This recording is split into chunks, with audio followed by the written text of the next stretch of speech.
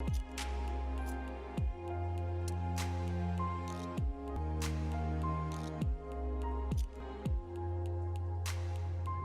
guys, and welcome to our series on building healthy relationships. And in our episode, we are talking about self-awareness. Self-awareness is basically where you get to be objective and clear about the person you are. This is probably your personality, your strengths, your weaknesses, what makes you tick, your aspirations, your inspirations, your fantasies, and even your emotions as well, your perceptions about life. When we talk about self-awareness, there are very few chances sometimes in our lives to build our awareness. And this is where you actually notice that sometimes you look back to your life, 5 years, 10 years, and you're like, who was that person? What made me do that? And you don't believe it was you, because now you're more aware, and you're more aware of things you can allow into your life and things you cannot. It is where we talk about experience being a good teacher. And with age comes wisdom. Our education system really does not allow us to build self-awareness because we are basically trained around career, doing business, and there's a lot around the world what is about really materialism and beauty and intelligence, and these are really external things. So you find that we will mask who we are by what we wear, where we go, and what we have. People are defined more, their identities are defined more through their performance, whether in school or at the workplace, or even what they have. So somebody will be driving a certain car and feel, yeah, I'm important because I drive this car. Somebody will have a position, but yet when you work with them on the inside, they feel so low and they feel they're not good enough. There are people who could be struggling with esteem issues because of how they are.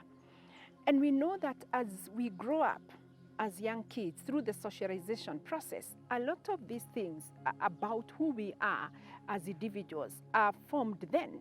You know, the messages you hear as a child, the messages you hear in school while you're growing up, that would end up making you know whether you're good enough or you feel good enough about yourself or you're able to love you.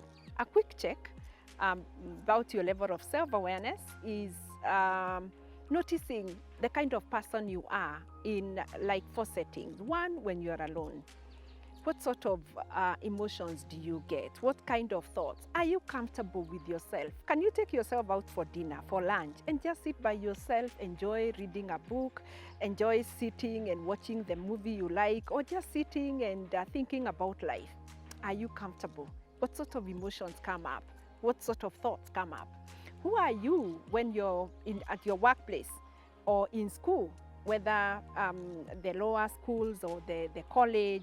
Who are you at the workplace? What kind of a person are you? How do you interact with others? And what kind of a person are you in social settings? Are you the same person or you're a different person in those 4 settings? That you are this masked person in the social settings or at the family level or wherever, or at the workplace, because there's a certain image you want to present. That would help you know who is the real person. How can you check your self-awareness? How would you tell that you're aware of who you are and what makes you tick? One is just going through a self-reflection and introspection. Just look back at how far you've come. 5 years, 10 years, 2 years ago, who was that person? Who are you becoming today? Journal about your life and see whether there is any change, any growth in terms of how you perceive things, how you respond to relationships or react to situations in life, and generally how you even cope with stressful situations. You can do a psychometric test to be able to know the kind of person you are, the personality you have, the patterns you came with from your family of origin. You can also seek therapy, where you can get a therapist to take you through these processes and get to educate you and teach you about you. There's many things you know about yourself, but there are certain things you never know about yourself. And the third point would be where you accept feedback from other people. These other people are your family members, people who know you, could be colleagues at the workplace, colleagues in school, or in the social settings. Unfortunately, we don't take negative feedback. We only want to be told what is good about us. But you know what? Negative feedback actually allows you to grow, allows you to become a better person. So we also need to learn to take negative feedback assertively. So when you listen to what other people are saying, especially close friends, because there are also those who may tell you out of spite, you know, that we can be able to take a negative feedback and use it to get ourselves to be better people. One of the things I find in therapy, and I keep joking with my clients, is where you find people talking about being nice people, been giving themselves, been loaning people money, been taking care of others. And being nice sometimes is not a very good virtue to some extent, because many people will be allowing others to take advantage of them. And I normally pick out a number of people who have that attitude of being a nice person.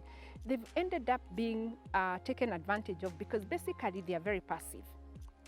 And when you're a passive person, this is where then you allow maybe aggressive people into your life who come and, you know, make decisions on your behalf, people who will take advantage of you. And I use an analogy of probably if you're walking in your neighborhood and you meet a stray dog. It may not be very fierce, but you may just be fearful. And if you're fearful and the dog is trying to bark at you and you take off, the dog will run after you. So this is where we find people running away from issues. So as you run, the dog chases you. And probably it may catch up with you, or you may end up hurting yourself in the process of running or even falling. What if you pretended to bend and pick a stone, even if there were no stone around there? That dog will take off from you. So there are certain things in self-awareness we coach people in therapy to be aware of, so that they can start taking a stand. They can start knowing that they don't have to continue allowing people to meddle with their lives, to meddle with their decisions, or to take advantage of them, so that when they pick a stone, they are able to face and be in charge and be in control and be able to assert themselves in a healthy way. Another way of getting to be aware is to know how you react to people, to situations in life, to circumstances, to events happening. Do you get very emotional about it? Do you get very negative emotions? Like sort of knowing your emotional intelligence, being aware of your emotions, both positive and negative, being able to manage them so that you're not projecting them on other people. You'll find that you'll find people in the workplace, in school, in a neighborhood, where they are projecting their negative emotions and they are really basically not self-aware. Because if they were, they would have managed them and they would have known, I am perceiving this person this way, I am perceiving this event this way, this is why I'm overreacting. And therefore they would be able to manage their perception and therefore manage how they are reacting and responding. Is there any importance of having self-awareness? Because we said it's a lifelong process and it has levels. Yes, indeed it is. There are people out of age and wisdom. They wake up at 70 years, 80 years and get to realize, if I was aware of what I know now, I would not have made this decision, I would not have lived my life this way. So when we talk about self-awareness, it is important that you have it now. Are you 20? Are you 30? Are you 15? Are you 40? Whatever age you're at now, there is a way you can better your self-awareness. And the importance of building the awareness, one, is the decisions we make in our lives. They are more informed and they are more about us. They're not necessarily about other people. And when you make a good decision for yourself, you definitely also make a good decision on behalf of those that are significant to you. When you make a right move in your life, it is going to be right not just for you, but for others. When you make a wrong move, it is also going to be a wrong move for everybody else, born and unborn. And then the next thing we can see as an importance of having self-awareness is self-esteem. And self-esteem is basically what you think, believe, and know you are. Many times, many people have grown up with a very wanting self-esteem, not good enough, not valuable enough, not lovable, not worthy, because of the messages they had while they were growing up. very negative nicknames, being defined through performance, being defined through how their bodies look, that you're not beautiful because you're dark-skinned, you're not beautiful because you're not plump, or you're not beautiful because you're fat, or you're not handsome because you don't have muscles. So many people have carried those definitions.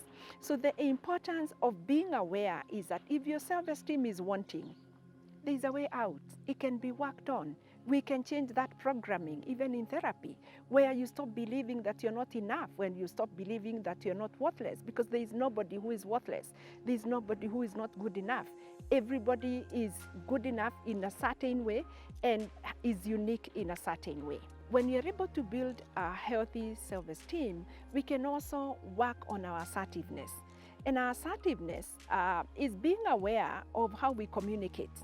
People communicate in passive ways where you respect other people more than you respect yourself. So you allow them to walk all over you. Or where you're so aggressive and you're very selfish that you only think about yourself more and you don't think about others. So when you're making a decision, it is based on just what you want. And it may be selfish that it affects other people negatively. So we want to be assertive.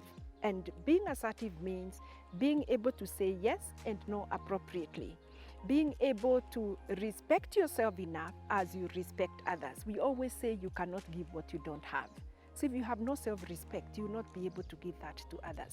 So building assertiveness is a powerful trait that allows you to be aware. And you'll actually, when you're assertive, you'll be able now to pick the passive and the aggressive traits around you and be able to safeguard yourself. Being able to set the right boundaries in your life is another significance when it comes to self-awareness, that you're aware of the boundaries that you have created around you, physical, psychological, emotional, the kind of people you'd allow into your space, the kind of things you allow into your mind and into your body, the kind of things you do, and the kind of things you keep out or keep in.